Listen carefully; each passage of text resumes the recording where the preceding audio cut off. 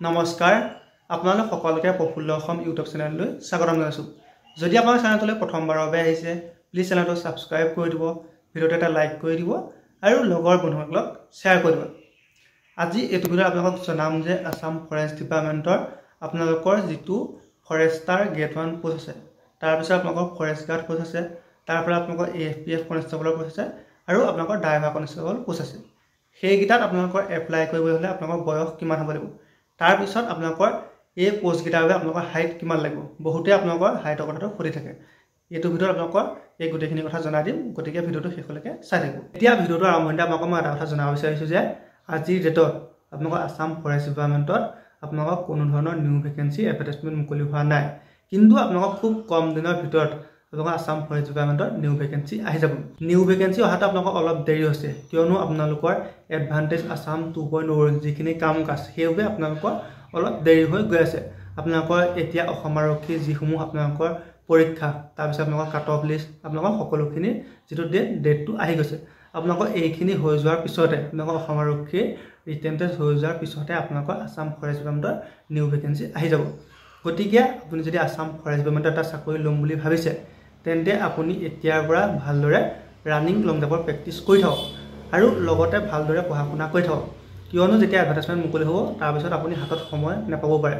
আপোনালোকে হয়তো সকলোৱে জানে 2023 চনত যেতিয়া আসাম ফৰেষ্ট ডিপাৰ্টমেণ্টত নিযুক্তি হৈছিল, তেতিয়া আপোনালোকৰ 4 মাহৰ ভিতৰত আপোনালোকৰ এডভাৰটাইজমেণ্ট মুকলি হোৱাৰ পৰা আপোনালোকৰ একেবাৰে এপইণ্টমেণ্ট দিয়ালৈকে সকলোখিনি কাম কাজ হৈ গৈছিল। গতিকে আপুনি পিছলৈ থৈ নিদিব।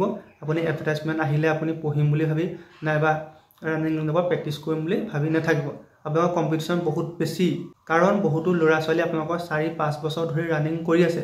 এইসকলৰ লগত আপুনি যুদ্ধ কৰিব লাগিব। সেইবাবে আপুনি নাভাবিব ইমান সহজে এটা চাকৰি পাম বুলি।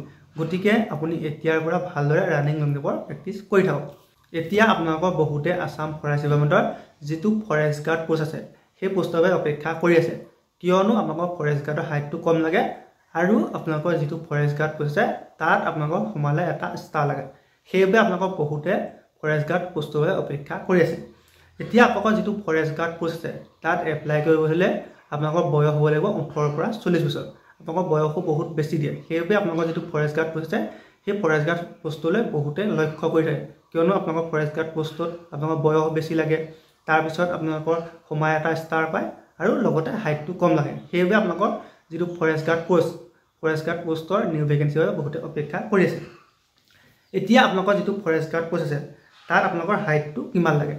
আপোনালোকৰ যিসকল জেনেৰেল OBC MOBC আৰু SC মেল কেণ্ডিডেট আছে, আপোনালোকক মই আকৌ কৰিছোঁ, জেনেৰেল OBC MOBC SC মেল কেণ্ডিডেট আছে তেওঁলোকৰ হাইট হ'ব লাগে 163 চেণ্টিমিটাৰ।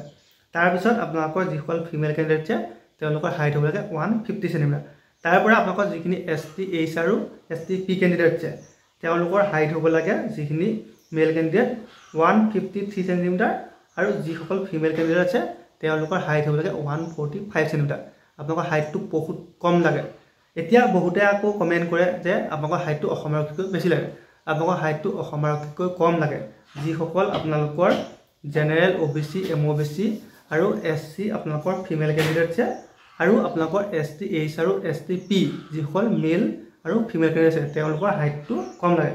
কিন্তু আপোনালোকৰ যিসকল জেনেৰেল OBC MOBC আৰু SC মেল কেণ্ডিডেট আছে তেওঁলোকৰ হাইটটো অসম আৰক্ষীতকৈ কিন্তু অলপ বেছিহে লাগে।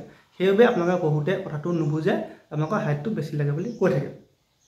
তাৰপিছত আপোনালোকৰ যিটো AFPF কনষ্টেবল আৰু ড্ৰাইভাৰ কনষ্টেবল আছে তাত আপোনালোকৰ হাইটটো অসম আৰক্ষীটোতে সমানে লাগে। আপোনালোকৰ যিসকল জেনেৰেল OBC MOBC SC মেল কেণ্ডিডেট আছে তেওঁলোকৰ হাইট হ'ব লাগে 162.56 চেণ্টিমিটাৰ আৰু যিসকল ফিমেল কেণ্ডিডেট আছে তেওঁলোকৰ হাইট হ'ব লাগে 154.94 চেণ্টিমিটাৰ। তাৰ পৰা আপোনালোকৰ যিসকল ST H আৰু ST P কেণ্ডিডেট আছে তেওঁলোকৰ মেল কেণ্ডিডেটৰ হাইট হ'ব লাগে 160.02 চেণ্টিমিটাৰ আৰু ফিমেলৰ হাইট হ'ব লাগে 152.40 চেণ্টিমিটাৰ। তাৰপিছত আপোনালোকৰ AFPF কনষ্টেবল আৰু ড্ৰাইভাৰ কনষ্টেবলৰ আপোনালোকৰ বয়স হ'ব লাগে 18 পৰা 25 বছৰ। গতিকে আপোনালোকক মই গোটেইখিনি জনাই দিলোঁ আপোনালোকৰ হাইটটো কিমান লাগে। এতিয়া হাইটটো মই এইভাৱে আগতীয়াকৈ জনাই দিছোঁ, যদি আপোনালোকৰ এই হাইটতকৈ 1 চেণ্টিমিটাৰ বা 2 চেণ্টিমিটাৰ আপোনালোকৰ কম আছে তেন্তে আপুনি হাইট ইনক্ৰিজৰ বাবে এক্সাৰচাইজ কৰক। তেতিয়া আপোনালোকৰ ধুনীয়াকৈ ইণ্টাৰভিউ সময়লৈ হাইটটো আপোনালোকৰ ইনক্ৰিজ হৈ যাব।